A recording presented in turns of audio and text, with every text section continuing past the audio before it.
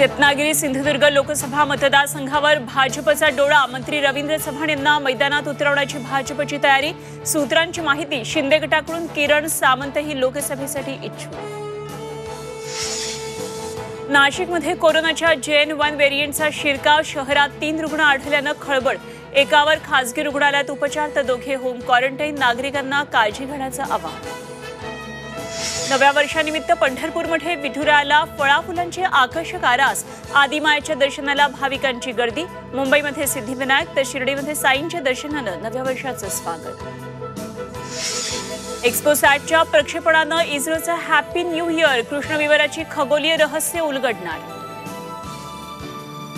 नव्या वर्षामध्ये अनेक आर्थिक नियम बदलणार। 1 वर्षापासून वापरात नसलेली UPI खाती बंद। सिम खरेदीसाठी डिजिटल KYC अनिवार्य तर IT रिटर्न फायलिंग न केल्यास दंड। आणि शिवडी न्हावाशिवा ट्रान्स हार्बरवर 22 किलोमीटरच्या प्रवासासाठी 500 रुपयांचा टोल। संभाव्य विरोध लक्षात घेऊन 350 रुपये टोलचाही प्रस्ताव।